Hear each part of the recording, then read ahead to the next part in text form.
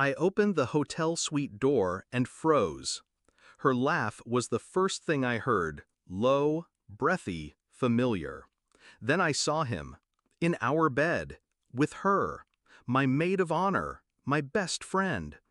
They didn't even notice me at first. The champagne bottle from last night sat half empty on the nightstand, the white silk sheets tangled around their bodies like a crime scene. I didn't scream. I didn't cry. I simply closed the door halfway, stepped into the hallway, and dialed his mother's number. Backstory: before the fall. I met Daniel 3 years ago at a charity gala.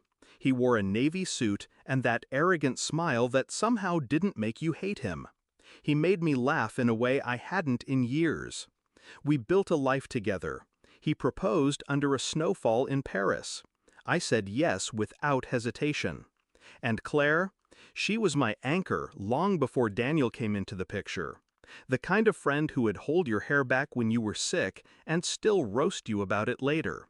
She was supposed to stand next to me today, smiling as I said I do. We were the perfect trio. Or so I thought. Discovery of betrayal. The cracks appear. The first sign was the late-night texts. He said they were work-related.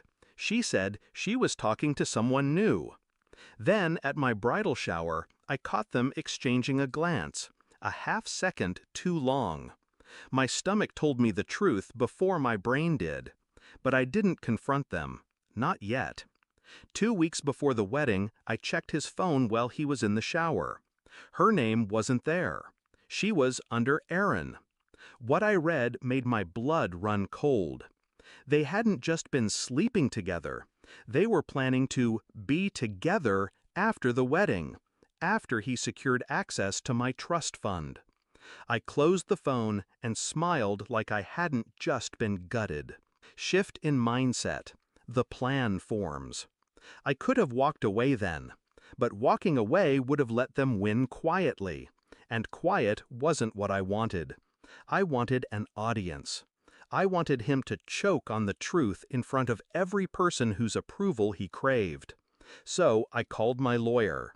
We rewrote the prenup, quietly, 3 days before the wedding. He didn't read it. He just signed where I pointed. It stated that if he was caught cheating before or during the marriage, he'd walk away with nothing, not even the watch on his wrist. Then I called the hotel manager and arranged for my suite to have a second adjoining room, one I could fill with the exact people I needed when the moment came. Execution, setting the trap. On the morning of the wedding, I pretended everything was perfect. I had Claire with me in the bridal suite, sipping mimosas while hair and makeup fussed over us. Daniel texted me that he was heading to his room to clear his head. I excused myself 20 minutes before the ceremony, saying I needed to practice my vows alone. Instead, I walked to Daniel's suite. I didn't expect them to be so careless, but there they were, skin against skin, my wedding day lingerie discarded on the floor. I stepped back into the hallway and called his parents, then his brother, then his grandmother. Every person already dressed for the ceremony, every relative who had flown in from out of state. I need you all to come to Daniel's suite, I said, voice steady. There's something you should see before the wedding. Climax, the fall. 5 minutes later, the hallway outside his room was lined with family, confusion and curiosity painted on their faces. I didn't knock.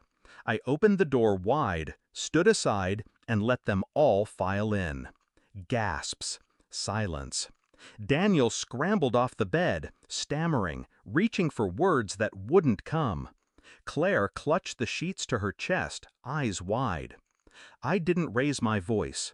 Daniel, I said, I'd like you to explain to your grandmother why the woman who was supposed to stand next to me at the altar is in your bed instead. His father's face turned crimson. His mother covered her mouth. His grandmother began to cry. Then I reached into my clutch and pulled out a thin envelope. This, I said, holding it out, is the updated prenup you signed. You might want to read the highlighted part." He opened it. His eyes flicked over the words, and then the color drained from his face. His father snatched it from his hands and read aloud the clause.